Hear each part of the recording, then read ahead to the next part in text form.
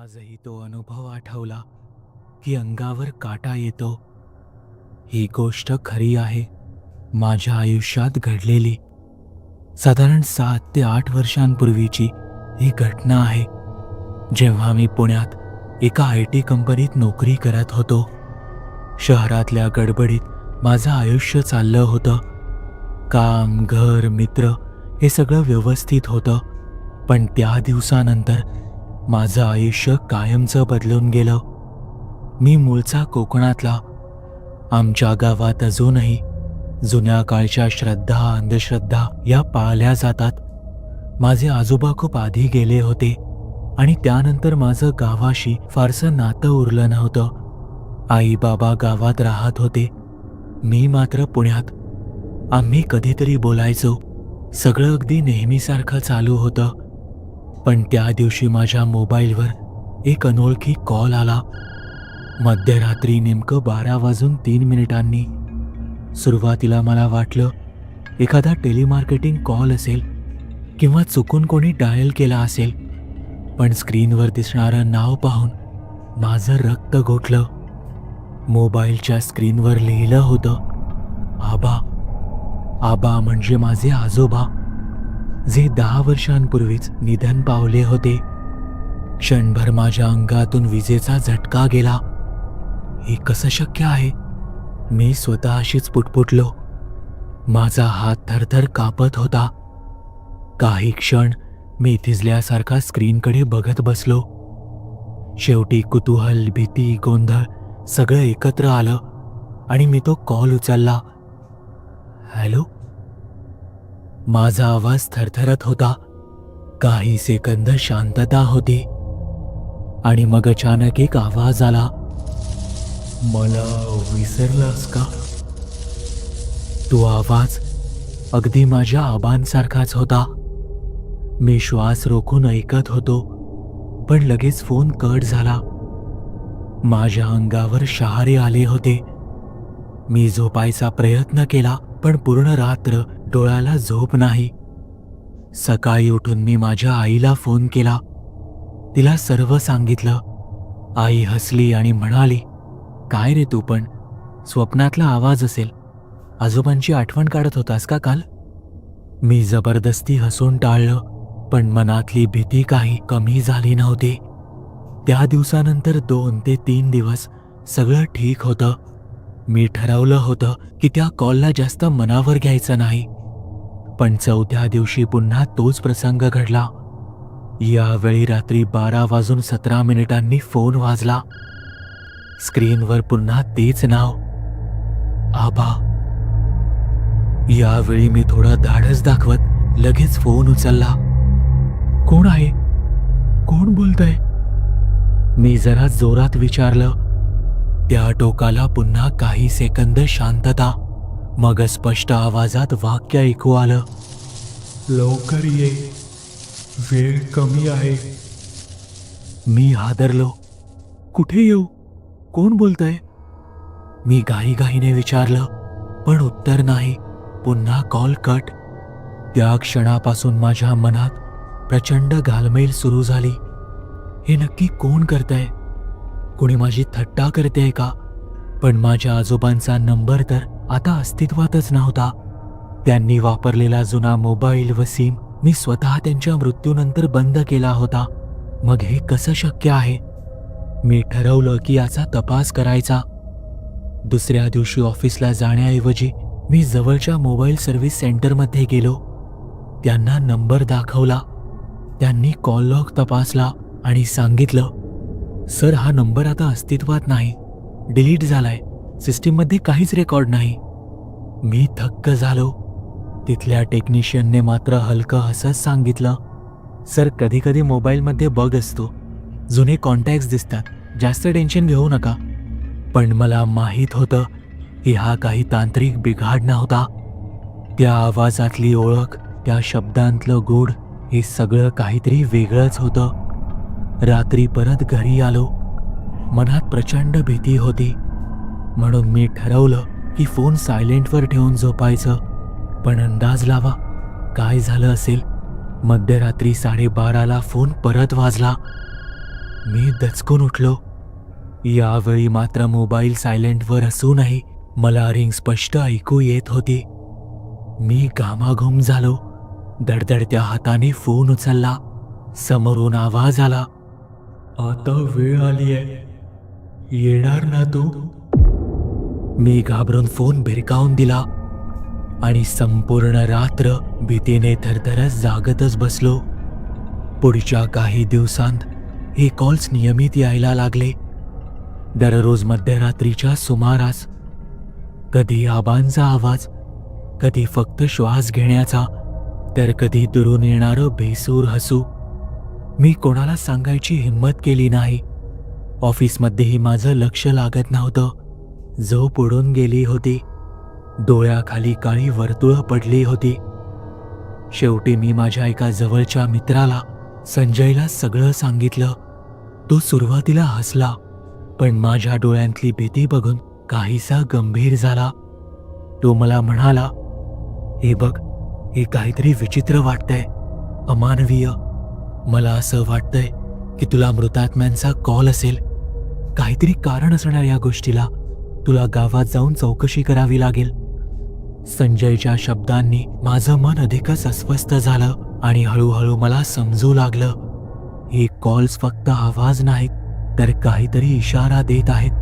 त्या फोन कॉल्सने माझं आयुष्य पूर्णपणे बदलून टाकलं होतं. दिवसाचे काम, ऑफिस, मित्रमंडळी हे सगळं काही केवळ वरवरचं वाटू लागलं.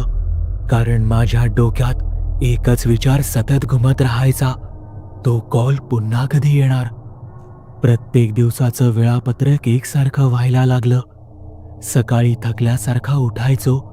डोळ्यांखाली काळी वर्तुळं वाढत होती. ऑफिसमध्ये लक्ष लागत नव्हतं. संध्याकाळी घरी आलो की एक अदृश्य भीती मनाला कुरतडायला लागायची. आणि रात्री घड्याळाचे काटे 12 वाजण्याच्या जवळ आले की माझं हृदय जोरजोरात धडधडायचं. तो कॉल आता नियमित झाला होता. दररोज अगदी नेमक्या मध्यरात्रीच्या सुमारास. कधी आबांचा ओळखीचा आवाज, तर कधी फक्त फोनवरून जोरात श्वास ऐकू यायचा, जणू कोणी कानाशीच उभा आहे. तर कधी दुरून ऐकू यायचं एखाद्या स्त्रीचं रडणं. काय चाललं होतं मला काहीच समजत नव्हतं. एका रात्री मी ठरवलं की या कॉलचा पुरावा ठेवणार. फोन आला की मी रेकॉर्डिंग ऑन केलं. त्या रात्री नेमकं 12:21 मला कॉल आला. स्क्रीनवर पुन्हा आबा. थरथरतच मी तो कॉल उचलला आणि यावेळी आवाज खूप स्पष्ट ऐकू आला, मी वाट बघतोय स्मशानाजवळ, वेळ कमी आहे. मी थिजून गेलो. हातपाय गार पडले. फोन कट झाला. सकाळी मी रेकॉर्डिंग ऐकायला बसलो आणि काय आश्चर्य, कारण रेकॉर्डिंगमध्ये काहीच नव्हतं. संपूर्ण रेकॉर्डिंगमध्ये फक्त डेड सायलेन्स. याचा अर्थ ते सगळं मी फक्त माझ्या कानांनी ऐकत होतो. त्या दिवसानंतर मी स्वतःला आवरलं नाही. मी गावाला जायचं ठरवलं. आई बाबांना आधी काहीच न सांगता मी एका शनिवारी सकाळी कोकणात जायला निघालो. प्रचंड भीती होती. प्रत्येक झाड, डोंगर, प्रत्येक अंधाऱ्या बोगद्यासारखा वाटणारा रस्ता माझ्या भीतीत भर घालत होता. गावात पोहोचलो तेव्हा आई बाबा आश्चर्यचकित झाले. अरे, अचानक काय झालं? काही काम होतं का? आईने विचारलं. मी काही बोललो नाही, फक्त हसून विषय टाळला. पण रात्रीच्या जेवणानंतर धाडस करून मी आईला विचारलं, आई, तुला काही आठवतंय का? आबांच्या मृत्यूबद्दल काही विचित्र घडलं होतं का? आई माझ्याकडे थोड्या वेळ बघतच राहिली. तिच्या चेहऱ्यावर क्षणभर विचित्र भीती चमकून गेली. मग तिने मुद्दाम विषय बदलला. कशाला जुन्या गोष्टी उकरतोयस? जा, झोप जा. पण मला तिच्या डोळ्यांत दिसलं की ती काहीतरी लपवत होती. रात्री गावात झोपणं ही वेगळीच गोष्ट असते. दूरवर कुत्र्यांचे भुंकणे, झाडांतून सळसळणारा वारा, अधूनमधून घुबडांचा टाहो आणि त्यात माझ्या मनातली भीती. मी घरातल्या जुन्या खोलीत एकटाच झोपलो होतो. घड्याळाचे काटे जसजसे 12 वाजण्याच्या जवळ आले तसतसं माझं हृदय धडधडायला लागलं आणि नेमकं 12 वाजून 2 मिनिटांनी माझा मोबाईल वाजला. स्क्रीनवर पुन्हा तेच आबा. मी थरथरत फोन उचलला तसा समोरून आवाज आला, मी इथेच आहे, आपल्या घराच्या मागे, उंबराच्या झाडाखाली. मी जणू गोठूनच गेलो. माझ्या घराच्या मागे खरंच एक जुनं उंबराचं झाड होतं आणि त्या झाडाखाली लहानपणी मी आबांसोबत बसून खूप वेळ घालवला होता. फोन कट झाला. माझ्या अंगातलं रक्त जणू गोठलं होतं. मी खिडकीतून बाहेर डोकावलं. चांदणं पडलेलं, अंधार गडद झालेला आणि खरंच झाडाखाली कोणीतरी उभं होतं. लांबून मला फक्त एक सावली दिसत होती. तिचं रूप अस्पष्ट होतं, पण मला खात्री होती ते आबाच आहेत. मी घाबरून दार लावून बसलो. संपूर्ण रात्र डोळ्याला झोप नाही. दुसऱ्या दिवशी सकाळी मी आईला हे सगळं सांगितलं. आईच्या चेहऱ्यावरचाही रंग उडाला. तिने घाईघाईने बाबांना आणि काकांना बोलावलं आणि मग जी गोष्ट माझ्या कानावर आली ती ऐकून माझ्या पायाखालची जमीनच सरकली. आई म्हणाली, तुझ्या आबांचा मृत्यू साधा नव्हता. गावात कोणी सांगत नाही, पण खरं म्हणजे ते शेवटच्या दिवसांत सतत म्हणायचे की त्यांना कोणीतरी बोलावतंय. रात्री उंबराच्या झाडाखाली त्यांना एक सावली दिसायची. आम्हाला वाटलं तो भ्रम असेल त्यांचा, पण त्यांच्या मृत्यूपूर्वीच्या रात्री ते अचानक गायब झाले आणि दुसऱ्या दिवशी त्यांचं प्रेत त्या झाडाखाली सापडलं. मी हे ऐकून सुन्न झालो. म्हणजे मी जे ऐकत होतो त्या फक्त आठवणी नव्हत्या, तर खरंच एक गूढ त्यांच्या मृत्यूशी जोडलेलं होतं. त्या रात्रीनंतर कॉल्स अधिक भयानक होऊ लागले. कधी आवाज जोरात किंचाळणारा असे, कधी फोन उचलला की फक्त स्मशान शांतता. माझं मन हळूहळू वेडसर होऊ लागलं.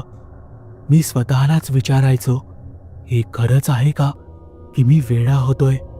पण एक गोष्ट स्पष्ट होती, हे कॉल्स फक्त मला काहीतरी सांगण्यासाठी येत होते आणि ते सांगणं मला शोधायचं होतं. आता मला खात्री पटली होती की हे फोन केवळ योगायोग नाहीत. माझ्या आबांच्या मृत्यूशी, त्या उंबराच्या झाडाशी आणि या गावाशी काहीतरी खोल गूढ जोडलेलं आहे.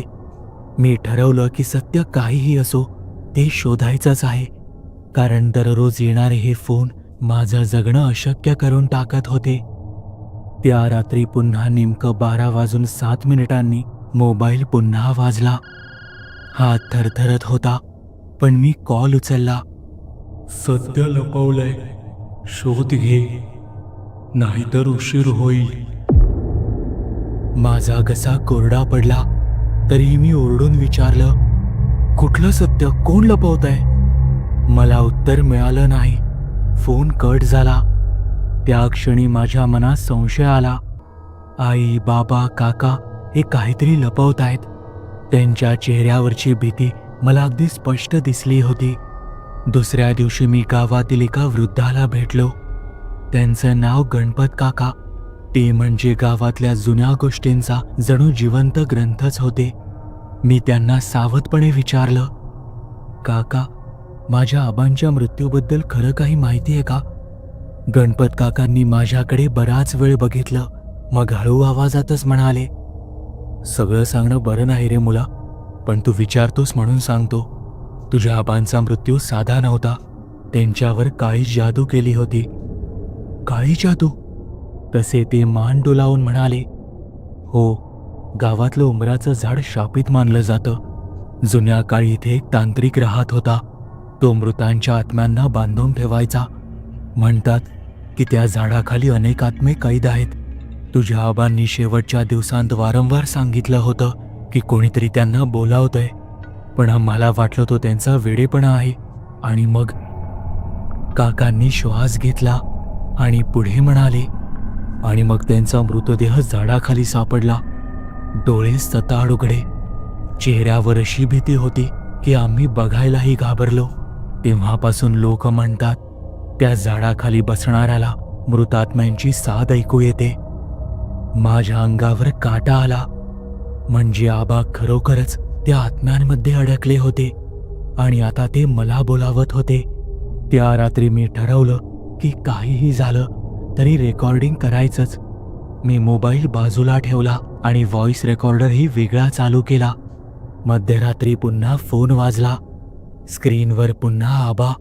मी कॉल उचलला. मी अडकलोय, सोडव मला, नाहीतर आता तुझी पाळी. मला विजेचा झटका लागल्यासारखा मी हादरलो. काही बोलायच्या आतच कॉल कट झाला. मी घाईघाईने रेकॉर्डिंग ऐकलं. मोबाईलच्या रेकॉर्डिंगमध्ये काहीच नव्हतं, पण त्या वेगळ्या व्हॉइस रेकॉर्डरमध्ये आवाज स्पष्ट आला होता आणि ते ऐकून माझ्या अंगावर शहारे आले. म्हणजे मी वेड्यासारखी कल्पना करत नव्हतो, तर हे खरं होतं. दुसऱ्या दिवशी मी आईला पुन्हा विचारलं, आई, काहीतरी लपवतेस का तू? मला सगळं खरं सांग. आईच्या डोळ्यात पाणी आलं आणि ती म्हणाली, तुझे आबा शेवटच्या काळात खूप विचित्र वागत होते. ते म्हणायचे की त्यांच्या फोनवरून मृत नातेवाईक बोलतात. आम्ही त्यांना वेडे समजलो, पण खरं म्हणजे त्यांचा मोबाईल मृत्यूच्या आधीच्या रात्री सतत वाजत होता. नंबर अज्ञात, पण स्क्रीनवर मृत व्यक्तींची नावं दिसायची. माझ्या अंगावर काटा आला. म्हणजे आबांसोबत जे घडलं होतं तेच आता माझ्यासोबत घडत होतं. आई पुढे म्हणाली, शेवटच्या रात्री त्यांनी सांगितलं होतं ते मला बोलावतायत. मी नाही गेलो तर माझ्या नातवाला घेऊन जातील, आणि दुसऱ्या दिवशी ते गेलेच. मी स्तब्ध झालो. आईच्या या वाक्याने माझ्या डोक्यात वीज चमकली. म्हणजे आता माझी पाळी आहे. त्या रात्री मला झोप आली नाही. सतत मनात एकच विचार, आबा खरंच त्या झाडाखाली अडकले आहेत का? मध्यरात्री कॉल आला. आवाज जोरात होता, येशील का? शेवटची वेळ आली आहे. मी थरथरत होकार दिला. जणू माझ्या तोंडून आपसूक उत्तर निघालं. फोन कट झाला. पण त्या क्षणापासून मला जाणवलं की आता मला उंबराच्या झाडाखाली जायलाच हवं. त्या रात्री हातात टॉर्च घेऊन मी हळूच घराबाहेर आलो. गाव पूर्ण शांत होतं. फक्त वाऱ्याची सळसळ आणि दूरवरच्या कुत्र्यांचे आवाज. उंबराच्या झाडाखाली पोहोचलो तेव्हा चंद्रकिरणांनी झाडाचं सावट अजून भयाण दिसत होतं. जमिनीवर जुन्या पानांचा थर होता आणि तिथे सावल्यांत मला एक आकृती दिसली. उंच, वाकलेली, पण चेहरा स्पष्ट दिसत नव्हता. मी श्वास रोखून उभा राहिलो. अचानक मोबाईल वाजला. स्क्रीनवर पुन्हा आबा. मी थरथरत फोन उचलला. मला सोडव, नाहीतर तू इथेच राहशील. त्या क्षणी उंबराच्या झाडाखालची ती आकृती माझ्याकडे सरकू लागली. टॉर्चचा प्रकाश थरथरत तिच्या चेहऱ्यावर नेला आणि माझ्या डोळ्यांनी जे पाहिलं त्याने माझ्या छातीत धडकीच भरली. तो चेहरा अगदी माझ्या आबांसारखाच होता, पण विकृत. डोळे खोल केलेले, पांढरट डोळ्यांभोवती काळी वर्तुळं आणि चेहरा अगदी भयान. तोंड उघडं होतं, पण ओठांऐवजी काळा दुर्कट दूर बाहेर येत होता. मी किंचाळत मागे सरकलो. त्या क्षणी माझ्या मोबाईलवर पुन्हा एक कॉल आला. मी घाबरून कॉल उचलला. मला मुक्त कर, मंत्र शोध, नाहीतर तू माझ्यासोबत इथेच अडकशील. मी थरथरतच विचारलं, कुठला मंत्र, कुठे मिळेल? पण काही उत्तर आलं नाही. कॉल कट झाला आणि झाडाखालची आकृती अचानक हवेत विरून गेली. दुसऱ्या दिवशी मी गणपत काकांकडे गेलो. त्यांना सगळं सांगितलं. ते गंभीर झाले आणि म्हणाले, तुझ्या आबांबरोबर जे घडलं ते तुझ्याही मागे लागलंय. त्या तांत्रिकाने या झाडाखाली आत्म्यांना बांधून ठेवण्यासाठी एक शापित मंत्र केला होता, जो माणूस त्या आत्म्यांनी निवडला. त्याने जर तो मंत्र शोधला नाही तर तो स्वतः त्या आत्म्यांमध्ये कैद होतो. मी थरथरतच विचारलं, म्हणजे आबा अडकले आहेत आणि आता माझी पाळी आहे? तसे ते मान डोलावून म्हणाले, हो, पण तुला अजून संधी आहे. या तांत्रिकाची जुनी पोथी अजून कुठेतरी आहे. ती सापडली तर मंत्रही मिळेल, नाहीतर. मला सगळं कळून चुकलं होतं. मी गावात शोधाशोध सुरू केली. जुन्या लोकांना विचारलं. शेवटी एका म्हाताऱ्या बाईने सांगितलं की ती पोथी स्मशानाजवळ वाळलेल्या विहिरीत दडवली आहे. त्या रात्री मी धाडस करून स्मशानाजवळ गेलो. चंद्रकिरणांत स्मशान अजूनच भयानक वाटत होतं. ते गोड वातावरण, त्यात वाऱ्याचा आवाज, सगळं वातावरण थरकाप उडवणारं होतं. त्या विहिरीत उतरून मी शोध घेतला.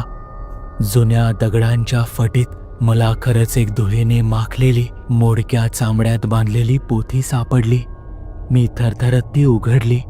अक्षरच जुनी होती, पण अगदी स्पष्ट. त्या रात्री मी पुन्हा उमराच्या झाडाखाली गेलो. मोबाईल खिशात, हातात पोथी.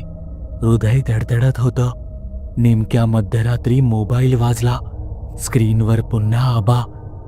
मी कॉल उचलला तसा आवाज घुमला, मंत्र वाच, नाहीतर तू कायमचा अडकशील. मी पोथीतला मंत्र वाचायला सुरुवात केली आणि हळूहळू आवाज मोठा करत गेलो.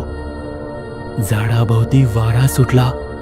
पानं जोरात सळसळू लागली आणि अचानक झाडाखालून अनेक सावल्या बाहेर पडू लागल्या.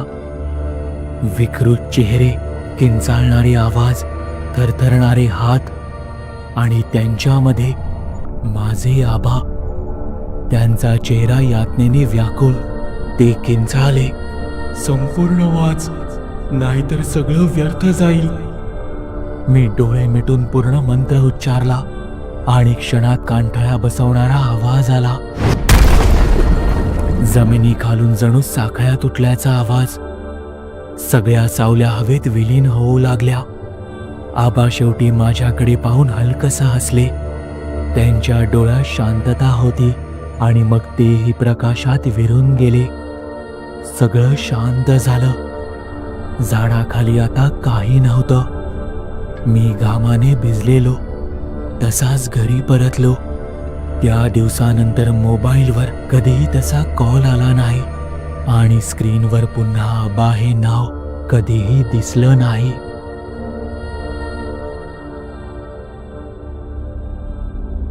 तुम्हाला ही कथा आवडली असेल तर या व्हिडिओला लाईक आणि शेअर करायला विसरू नका.